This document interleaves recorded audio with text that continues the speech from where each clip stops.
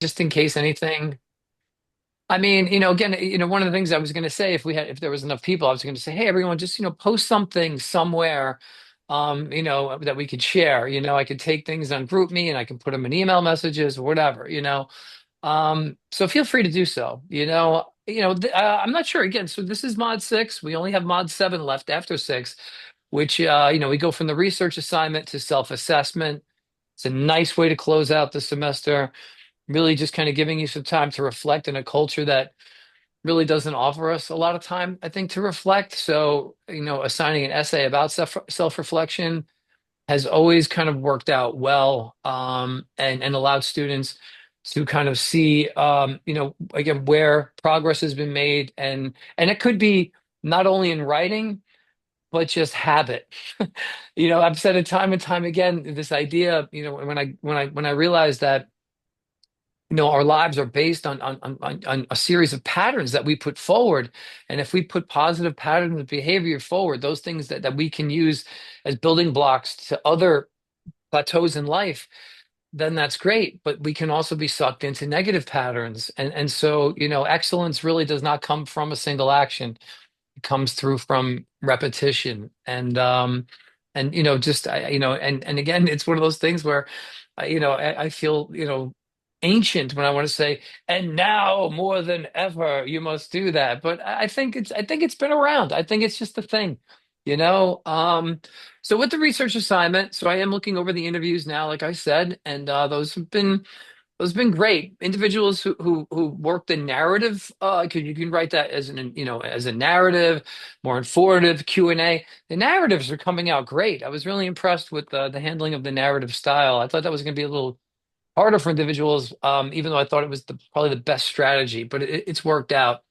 Um, all right, research essay, um, enemy or savior, and again, it's within the parameters that you set in terms of, who you see as a savior, and who you see, as an enemy. It doesn't have to necessarily be some kind of Thanos stuff, where, we're in Marvel and then, boom, oh no, half, the population is gone. But I don't know. I mean, I am looking for three sources. Those sources I am asking for to be more academic, and going through, say, like an academic database like EBSCOhost, I think is a great way to find sources for your essay. They also provide the citation for you for the works cited. I mean, they make that so easy these days. I mean, I had to carry around a writer's reference wherever I went when I was writing essays, because with those things, I don't know, like, if you said to me, how to cite a book, I can do that. How to cite this and that, an article, I can do that. How do you cite? But then as you keep going along, there's so many things to cite. I'm going to say, I don't know how to do that. I'm just going to look it up. And that's the whole point. So it is very convenient that, you don't have to necessarily have a strong grasp of the works cited, especially when you're using something like EBSCOhost, which will give you the proper way that citation goes on the works cited page. So that's one. Two is, of course, kind of working and manipulating in your information, with in-text citations, where you want to keep it as brief as possible. Because the whole point of an in-text citation is not to get in the way of the writing. It's not to be long and drawn out. You don't want to put in parentheses, from, Colson Whitehead, Colson Whitehead's The Nickel Boys, page 18. No, no, no. That section is to be as short as possible. It's supposed to be, Whitehead 18 or Whitehead Nickel Boys 18. That's the name of the author. That is, the work and the page, one word that represents the work and the page number. And if you only have one work by that person, then all on your works cited, then you just need their last name and the page number if there's no other reference to them. So in-text citations are to be as brief as possible. That way they do not get in the way of what you have written. Also, you don't want to be repetitive, or at times you don't even need to mention um, the actual source that you're kind of quoting from. You can say, you could be writing about, kind of your enemy being, cryptocurrency, and you come across someone and it's like, well, Smith argues that, kind of cryptocurrency is simply a Ponzi scheme that at any given moment, once one individual within the system pulls out their money, the rest of the system collapses. And page 18, since I said Smith says, and that would be it. Now, again, you don't have to say in the Journal of Business and Ethics, but you can at times, for emphasis, or you can reduce it to the author's name. Some people believe that, the first time you use an author, you should cite the work. That can be a little problematic when you're citing many authors. But I'll give a little more leeway on that. So if you want to kind of reference the article, again, you don't want to get too clumsy because this is about, kind of your take on savior or enemy and just using their research to support your claim. So I will be open-minded when it comes to how that is presented, as long as, and part of the reason why I say that is, a lot of times in order to make an essay meet page requirements and so on, students will throw that in over and over again because it's extra lines. So, I don't need to know again in on page two in the second paragraph that, in Smith's article, in the business, blah, blah, blah. I don't need it all again. So you want to stay away from repetition. Brevity and clarity are where we want to find ourselves in essays, even research essays. So that's just a little bit about, works cited, in-text citations. I don't know. I mean, what kind of questions can I answer? I mean, I don't see nobody else in the waiting room right now, so that's fine. So let's have a little chat. Anybody? I don't know. I They do don't make it have easy, do they? Like by not showing up, and it's okay. I can't make people show up, so it's okay. But I'm sorry. Go ahead. I do have a couple of questions. You got The it. first one is related to citation. So since I'm writing on Ayurveda, it's a medicinal Yes. Yep. sort of research. So most of my citations have been from PubMed. It's Okay. It's not from EBSCOhost. Basically, PubMed is it's like a library where most people will post their research and journals. So I wanted to ask you if it would be a problem since I'm not using EBSCOhost. Okay, no, I mean there are other databases out there, right? And certainly, some will be more specific to various subjects areas, such as being dedicated to the sciences. Hence PubMed had publications medical, really, kind of in its abbreviation. Um, Now, again, being in, that I don't usually write about medical issues. I will say, okay, well, I will trust you, kind of that these articles that are in there are from professionals in the field. It could be a quick, I could quickly check and say, is PubMed, legit? It'll tell me that it is. And that's all you want to do really, is doing your due diligence to make sure that when you are working, you find a database like that, again, it is deemed as a valid source of information in that particular field. I mean, that for me, that's the primary requirement really for research, because I get too much. Really, it's almost like, all right, I got to write this essay. Google, tell me, who my sources are going to be, and then you proceed to go to the websites that they offer, which these days, as we know, are often not credible. The information that's being provided on these sites, and I might have mentioned, when we were talking about the social media, when I got bombarded with articles for some reason telling me that, vaccines caused autism in children. And so I went around then for a while actually believing these publications. And I remember even in a class, I was like, no, I'm pretty sure they do, don't they? Like, I mean, I read a series of articles. There was nothing credible. Yet this is one of those things Facebook did to me to provide me with information so that way really I can get into disagreements with people and I'm going to defend the point of view that I didn't even bother to back check as accurate. So I got burned once and I said never again. And that was my first time on Facebook. I didn't go on Facebook until 2016, when students challenged me to go on Facebook. And that was by far one of the more foolish things I've ever done in my life. Because I did let them set the parameters for it.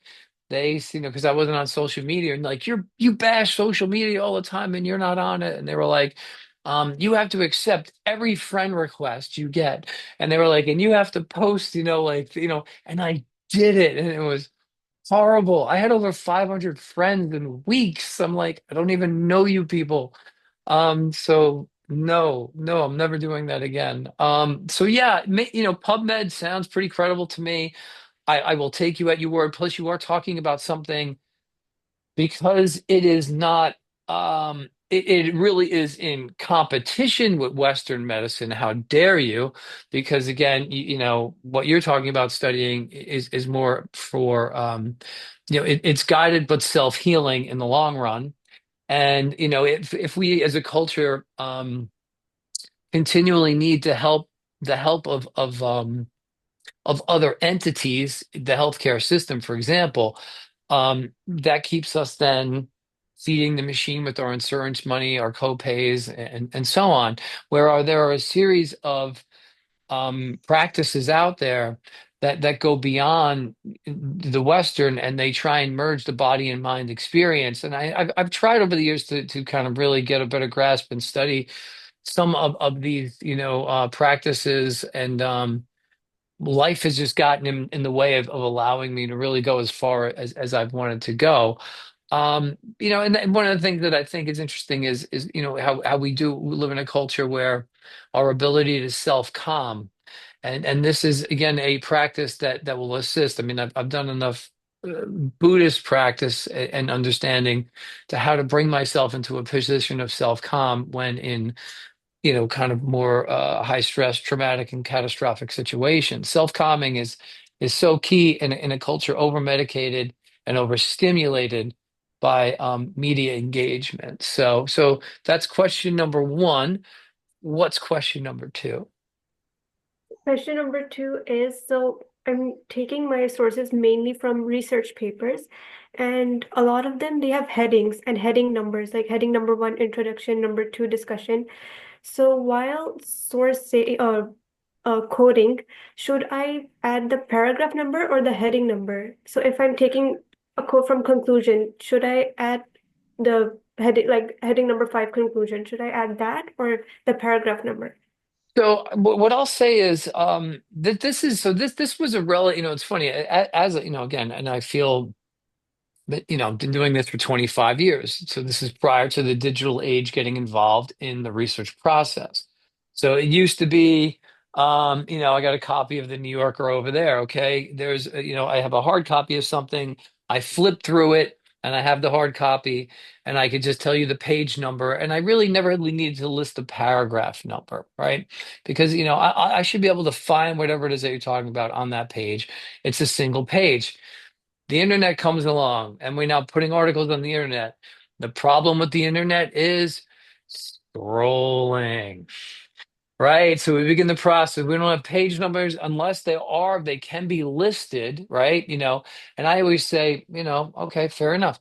If you have something that you're scrolling that's a PDF or something and there's a page number, by all means, use that page number, first and foremost. But you're going to have situations where are you saying there are no page numbers? Okay, so this is where it gets a little tricky. So in that case, because they're actually offering you headings, what I would do there is author and the first permanent word of the title of the heading, and then you kind of can go with the paragraph number counted within that heading. Because I've seen very long scrolling articles with no heading separations, no page numbers. And I got students going, and I've had to do this, okay, paragraph 55. And I know it's exhausting. But it's one of those more unfortunate things. But at this point in time, I will be honest, maybe they changed how you cite that. But I'm saying if I were in that situation, that's how I would do that right now, because what you're doing is you're providing me a faster path to finding your information. So much what we do when it comes to writing research essays, and I think I mentioned this perhaps in previous videos or messages, is that we have to teach you MLA and APA format because we all think or have to believe that you're going to be scholars or doctors or you know what I mean? So we can't just say, you know what, eh, we're not going to work with this anymore. What percentage of you are going to become scholars and doctors? And this was a time too when I think you have to remember, the education system, they were trying to find, I guess I'll use the term, which is kind of funny, but geniuses. Right. So in order to find the genius, you needed to kind of, create these formats that the genius could write in. And that way you could know, oh, wow, look at this person's things on the theory of relativity or feel, or whatever it was. Because we know it, we were in, kind of races to develop weaponry that, go to space, develop the weapons, develop. So we wanted to keep on kicking out scholars as best we could. And we had to have a formal process for those scholars to write in because you could be, wait a minute, so and so's using Oppenheimer's research on what here? Wait a minute, I read that. I think that's the answer to my problem. And they go and they get Oppenheimer's thing and what someone wrote about it. And they're like, they solved their own problem because they were able to read and relate to somebody else's research, right? And I get it. We're not all going to save the world. We're not all going to make, bombs, I hope. But this was or rockets to go to space because I mean, hell, you can just own a company and make your own rockets now. So, um, yeah, so that's why we go through the process of again, learning MLA, APA, and other formats based on the fields that we're in, like Chicago. I think Chicago style is more for law.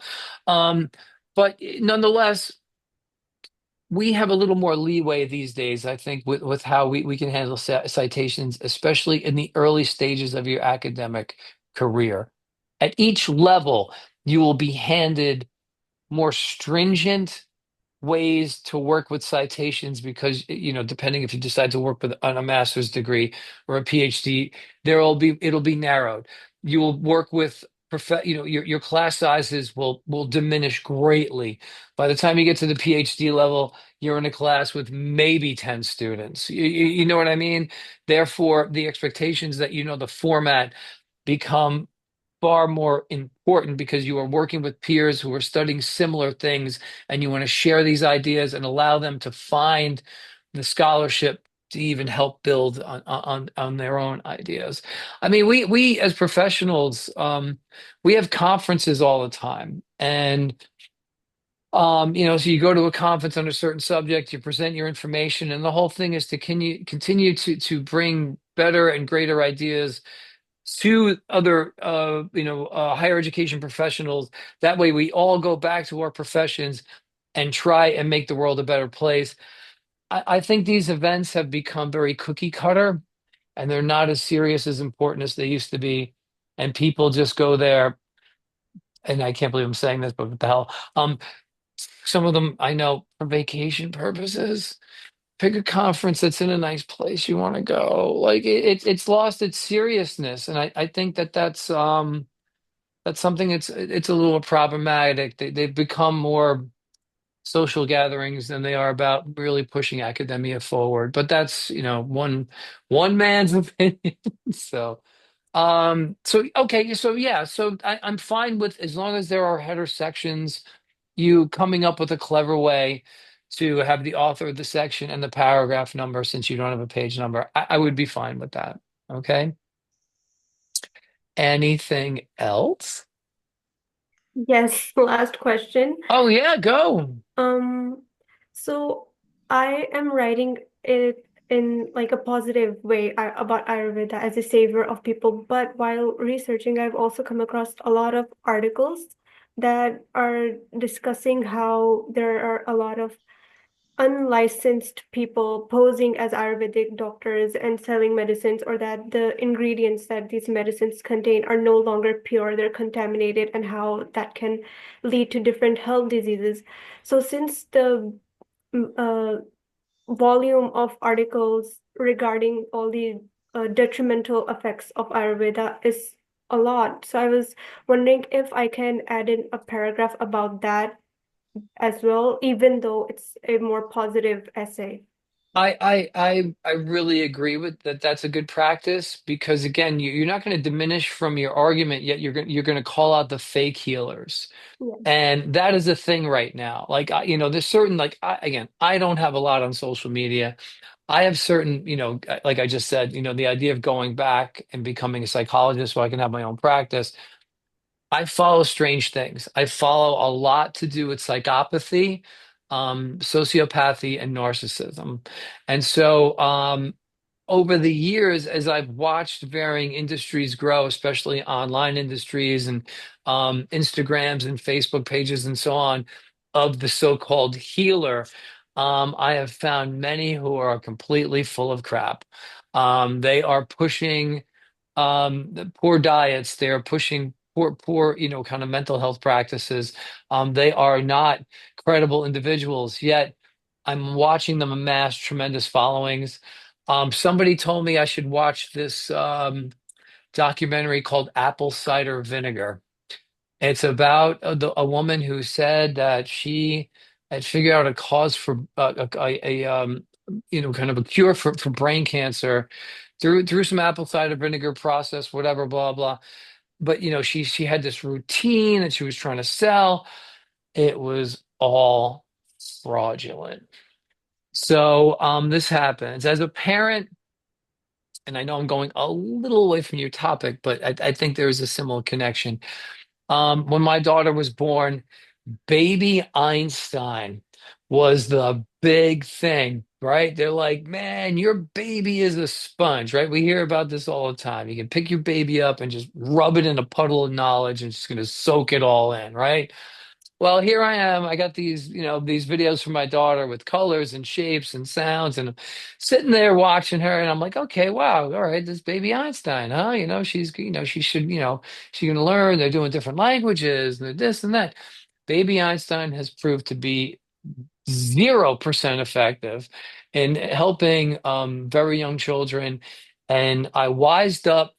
I joined the campaign for a commercial-free childhood run by Susan Lin, who is a now retired Harvard psychologist, because the amount of screen time for individuals who are 0 to 3 years old is none.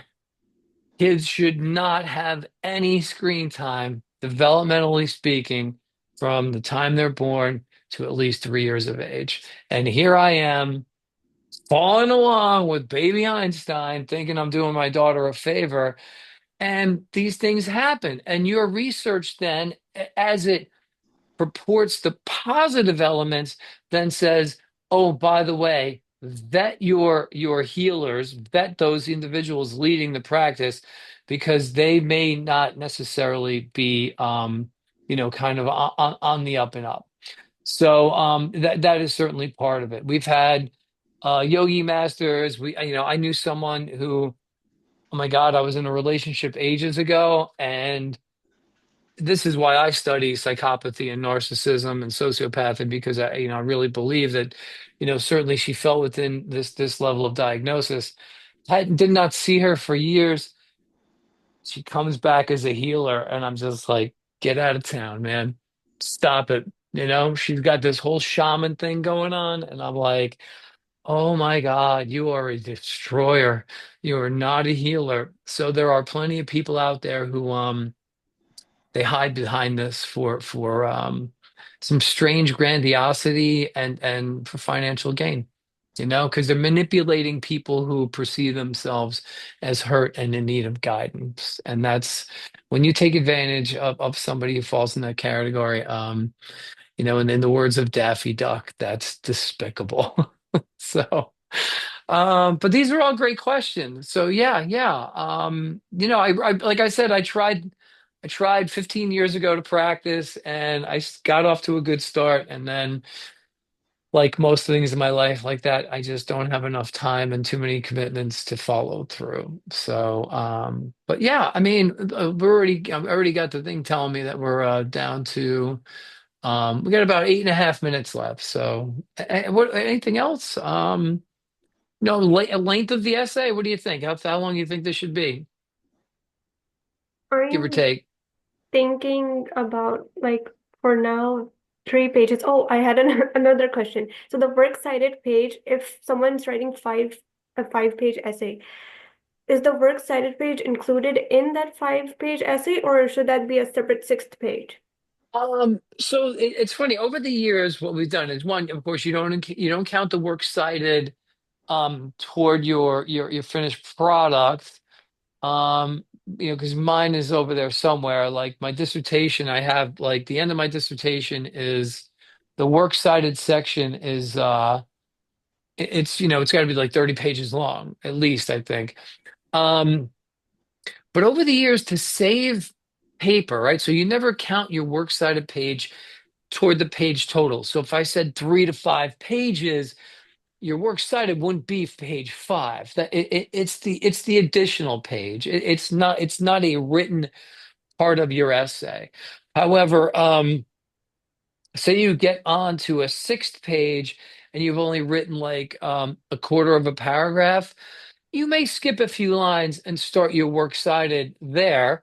If you finish it there, then that's one less extra page look at me. I'm still thinking about printing. It's one less extra page you have to print. So I don't mind that. I don't mind works cited pages being bumped up to, a sixth page. Again, I'm saying if the essay was 5 pages long and you just started a few lines after the end of your concluding paragraph. Um, if you were printing that out to submit for publication and so on, I would make that completely a separate page. But that became a thing in order to save ink and paper. Well, paper rather more than ink. But yes, but you'll be submitting electronically, so it's a little different. A little different. Okay, good, good. Anything else? Oh, thank you. Okay, good, good. Jessica, anything topic wise, or you feel okay with what you're working with, or I'm looking at dogs oh to yes, I I mean, besides for obviously being, man's best friend or companions, yeah, yeah. I'm kind of like focusing on like the therapy side, like service side and the therapy side of Hey, dogs. absolutely. I mean, Oliver is technically my emotional support dog. I do have a letter for him. I have some PTSD issues, so Oliver is actually my support dog. And so I had a former student I might have mentioned, I don't know if I mentioned this to you or I mentioned it, but Anne, that was her area of specialization. She became a psychologist, and she was the one, I don't know where I wrote this, but I think I did, that brought dogs into prisons. Yes. Yeah, and so I mean, so of course I got my letter from someone who is an expert in dogs as therapeutic support, and in her case she was going, of course, not necessarily service but more emotional support for the prisoners. My daughter and I call it cuteness aggression. I don't know if you've ever been around a puppy and then you're just like, oh my God, I just want to rip this dog apart for some reason. I mean, like, it's just so adorable. You just, ugh. And so, there's in Anne's experience and the time that I got to go visit her and go to the prison, which is near Binghamton, New York. It was, I mean, these guys light up when the dogs come in. I mean, again, I don't want to say 25 minutes ago someone was ready to do something evil to somebody else, and then all of a sudden they were like, "Oh, the dogs are coming! I can't wait." But it does, it's incredible, the softening, the care, the compassion, the empathy, the thing that might have been left out of that individual's life from family, community, and so on. So they acted towards others without that empathy and compassion because they didn't receive it. And if a dog becomes present in your life and can provide you with that sense of compassion and empathy, that's some heavy duty emotional learning for these guys, and some of them during the process, saying hello and goodbye, extremely emotional. And it's really was an enlightening experience, because again, one, I am proud because, I've been with Anne since she was, a student of mine when she was 20 years old. And now she's, wait, give me a second on the math here. I'm tripping myself up. No. Oh my God. She was a student of mine in the year 2000. She was 20 years old back then. She's 46 years old. So I mean, what that's wild to watch her go through her career, get her degrees, and get into the work field and enjoy what she's doing. So yeah, no, I live in a neighborhood right now that I use the expression, but I use it endearingly. We are filthy with dogs around here. I mean, it's like everyone's got dogs, and it's beautiful. I walk Oliver. All the people I know have dogs. If you don't have a dog, I don't know who you are. And if you're walking you're not walking your dog, and we walk by each other, we're excused because we call that dog blindness because we can't recognize you. We cannot see you without your dog. So I think you're going to find some good research out there. I'm not sure if my friend Ann, published anything on her own on it. But Anne Bartone, if you come across her, that's, I think she went more practical and probably like myself, we wrote our dissertations and those were our main academic accomplishments. And then we more went into being more interactive in our fields outside of the scholarship areas. So, but yeah, no, that's great. I think, and again, it's a subject you get to have fun with. It's a subject that also you can write in all these research essays. I'm going to say too, you can go with an informative introduction, or you can go with, something that's a little more personal that's brought you to this. And the same thing in your conclusion. You can do that as well. I mean, I don't really want to go too standard with this research essay, which means you would be writing strict expository writing, which is dry and informative rather. So you don't want to do that. And one last thing with like less than a minute to go is, try not to start paragraphs with another interesting thing that Smith said about something too long, too wordy. You say, furthermore, in addition, moreover, Smith contends, and just get rid of those long, drawn out sentences. Be concise. Use free Grammarly. Free Grammarly will help you if you have issues with that. I use it. It helps speed through email messages, make them more, if I'm to click, click, click, all right, Grammarly, quick help. And it helps me do a quick 2-second cleanup. And I'm like, yeah, yeah, good enough. And I can send it on my way so people think I still know how to write. Um, I've been trying to write fiction for a long time, so I'm moving away from the academic side of things. My daughter has inspired me since she's writing her first.